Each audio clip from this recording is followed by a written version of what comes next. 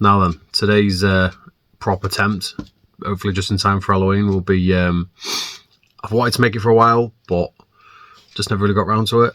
I'm going to attempt to make the Jackal cage, head cage from 13 Ghosts. I love 13 Ghosts, it's one of my favourite films. Obviously, this will be my third attempt at using like foam stuff. Actually, like just EVA foam floor tile things. I don't know. I made the saw reverse bear trap like prop, and Storytime's Marceline's bass guitar. That video's somewhere on my channel, I don't know.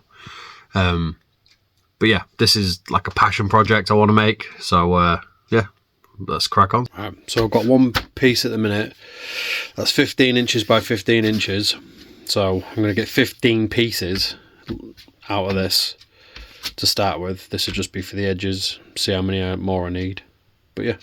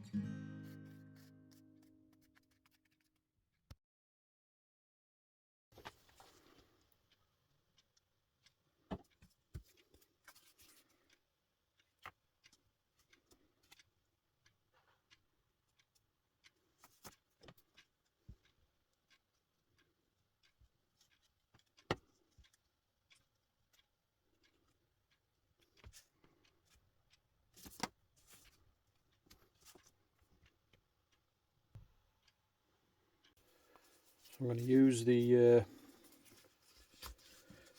pieces, and I'm going to obviously stick them in there. I'll do this twice. In fact, actually I might.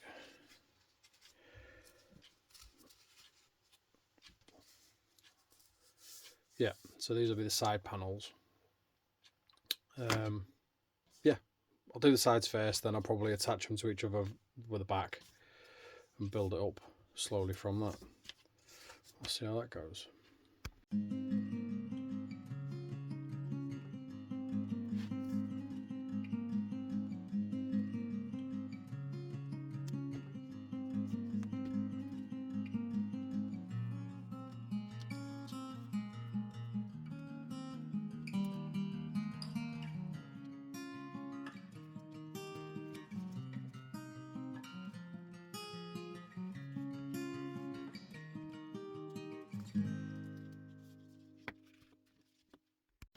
Right, so I've got the two side panels ready to go. I'm gonna attach a back piece on the top and then tart it up and sort out the bottom. Right, so that's the three sides, well, two sides in the back. I'll do the top, the bottom, and then start messing around with the front a little bit better. Let's see where we end up with that. So this is where I'm at the minute. It's just your basic cage kind of thing. I've still got to, bend these, tart them up a little bit. I'll do that soon. Add a hook to the top, and then I can start tidying it all up and then do a paint job. But that's where we're at up to now. So I've chopped a little hook that'll fit in that, and then that will go on the top. Obviously to give it a little bit more rigidity to stop these bit from being a bit bouncy. Most of it will go solid anyway once I coat it and paint it and that, but then time to get on with the decorating a little bit, the burning and chopping and grinding, and see what we can do. So we've got some foam clay, we've got a mould, like it's semicircles or half spheres or whatever. The two big across, hang on. The two big, do you know, like across here, it'd be like that. So, as an experiment, what we're going to do is we're going to fill maybe half of one of them and just see, obviously it's not as wide, and we're going to see how that lasts. Total experiment, don't know if it's going to work, but we're going to give it a go. So this stuff is basically like the same as the floor tile stuff, the EVA foam I've been using, but obviously it's foam, it's sorry, clay kind of thing, until it sets. You leave it for like 24 hours and then it sets into a more solid thing. So what we're going to do is try and work out roughly how much we need. I could probably do with some sort of spiky thing or something to take it out. I'll use that for a second. No, it's not going to work. All I really need is the curve. Yeah, that sucks. But what I'm after is an old style rivet. So, weirdly, that's kind of enough. So I'll show you in situ. So for example, where the join is, that would essentially be there. I kind of want it to be old looking in terms of like, not perfectly round, but at the same time it needs to be obviously better than that. But if I leave that there, or press it and leave it, it would set. But I'm probably going to leave them off, put them on some greaseproof paper and let them harden, and then use them, so I can still chop them down and stuff then, because I hate that a little bit. But yeah, now we have rivets. Not the prettiest things in the world, kind of boring, but 24 hours to set, and then I'll be able to attach them to the cage. So now we've got our little rivet tops. They're going to be glued. Obviously actually glued. But we'll do all the way around, do that, and then start tidying up and making it look better. Hopefully, fingers crossed. Probably fingers crossed.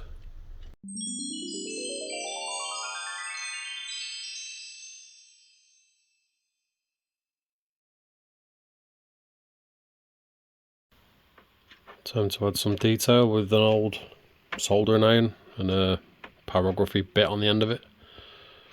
But anyway, just basically what we want is just some messed up details. Obviously because it's not brand new. And these need to be really like done and then bent out, but I'll bring you onto that bit in a minute.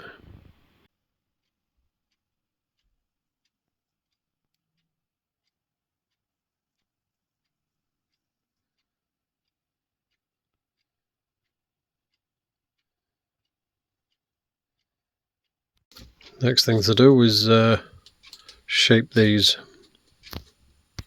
Right, so I'm gonna use a heat gun on this and hopefully try and keep them, you know, shaped a little bit better, bent out.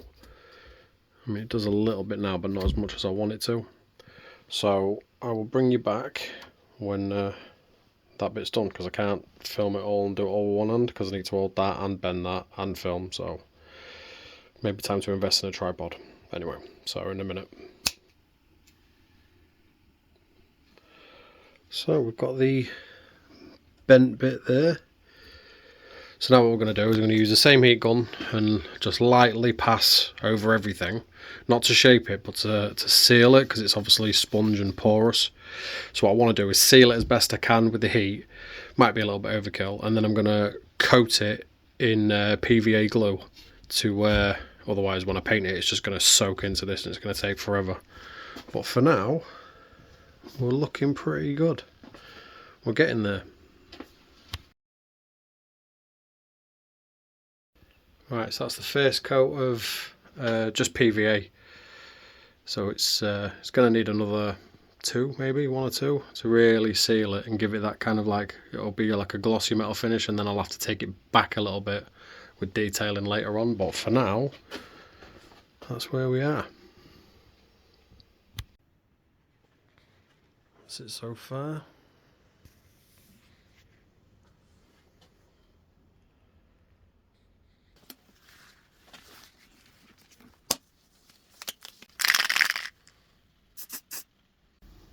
So that is the first couple of layers. So we've got a base of like a grey primer. I ran out of that one, so I've done the bottle. And then I hit it with some silver.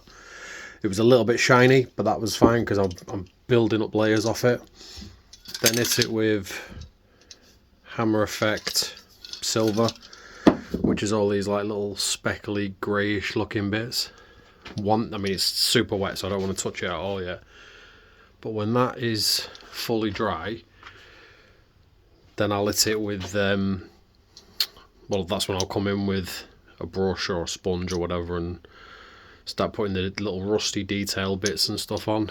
That's when hopefully it'll kind of come to life. But that's where we are up to now, so I'm quite happy with that. So I've kind of dry brushed some browns onto it at the minute. Give it a little bit of low light areas. So I'm going to build up and eventually sort of add rust paint, or rust coloured paint rather, to it, and try and bring it to life that way. But yeah, let's see how it goes. Hang on. That is basically rust coloured-ish now, I guess.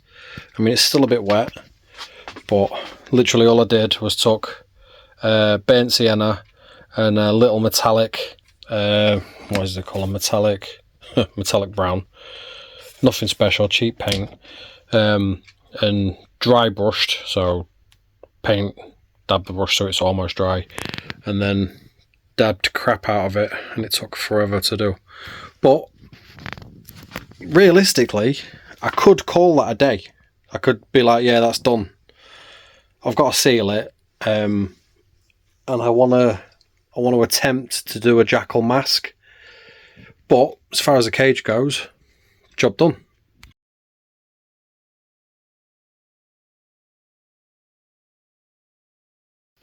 So I found this cheap mask online, closest I could find to being the Jackal as it is, but I've got like the mouth to sort out, and what I'm going to do is I'm going to strip all the paint back and then repaint it hopefully and turn it into, you know, more Jackal-esque if you like. But this is new for me, I ain't done this before, so let's see how this works. When in doubt, we're going to use this on this. Bit like the dentist.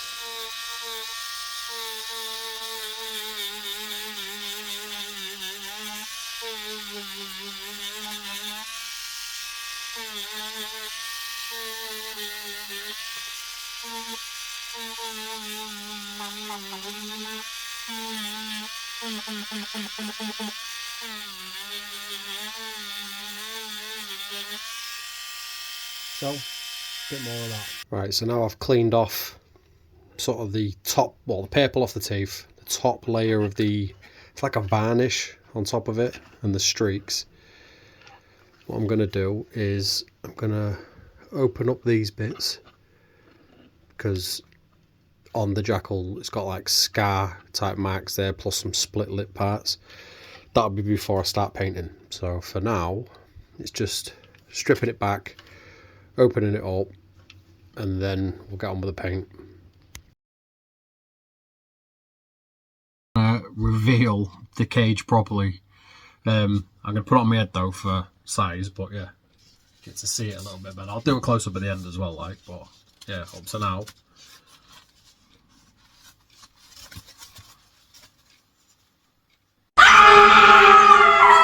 Did I get you? Please tell me I got you. That's it. Bit anticlimactic, I guess, but that's my rendition of the Jackal in the cage.